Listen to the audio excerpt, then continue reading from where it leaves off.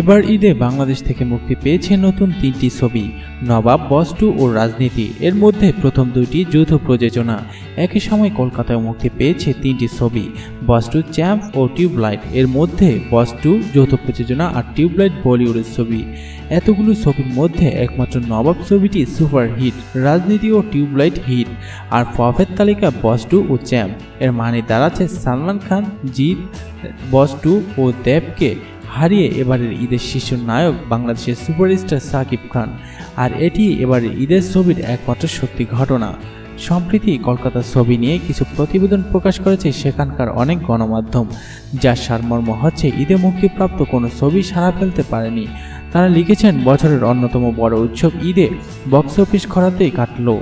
সালমান খান, দেব বা জিতের কোনো ম্যাজিক কাজে এলো না, অথচ বিশ্বের বিভিন্নতা মেগাস্টারদের উপস্থিতি, হেভিওয়েট পরিচালকদের আকাঙ্ক্ষার স্বপ্ন বাকি ছিল না কিছুই।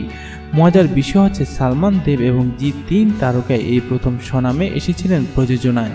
অপরদিকে বাংলাদেশে মুক্তি পাওয়া এক নবাব কাঁপিয়ে দিয়েছে বক্স অফিস। অতীতের অনেক রেকর্ড ভেঙে দেশের শীর্ষ আয়ের তালিকায় ঢুকে গেছে নবাব।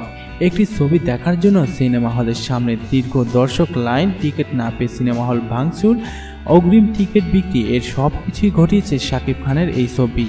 আবার মাত্র 40টি সিনেমা হলে মুক্তি পেয়েও ছবি হিট করার নজির দেখিয়েছে তারই অন্য ছবি রাজনীতি। অথচ যৌথ প্রযোজনার ছবি ঠেকানোর আন্দোলনের ফলে মনে হয়েছিল মুক্তি পাচ্ছে না নবাব। আর রাজনীতি নিয়ে মুক্তির আগে কোনো কথাই বলেনি শাকিব খান। দুটি ছবি দিয়েই খান সাহেব এখন চলচ্চিত্র অঙ্গনে নবাবের আসনে বসে আছেন। তিনি বলেন, দর্শকই সব, তারা আমাকে ভালোবাসেন বলেই ছবি দেখতে হলে যাচ্ছেন। কলকাতায় মুক্তি পাওয়া ছবিগুলো বক্স অফিস মুখ থুবড়ে পড়েছে। এদিকে আমাদের দেশে আপনার ছবিগুলো সুপার হিট, এর রহস্য কি? এমন প্রশ্নের জবাবে শাকিব বলেন, আমাদের মতো কলকাতায়ও ঈদে 3টি ছবি মুক্তি পেয়েছে, তবে তাদের ছবিগুলো ব্যবসা সফল হয়েছে কিনা সেটা আমি জানি না। আর তাদের ছবিগুলো মানুষ কেন দেখছে না সেটাও আমার জানা নেই। আমার ছবিগুলো মানুষ দেখছেন কারণ আমি নিজকে ভাঙার চেষ্টা করছি, নিজের সবটুকু উজাড় করে দিয়েছি।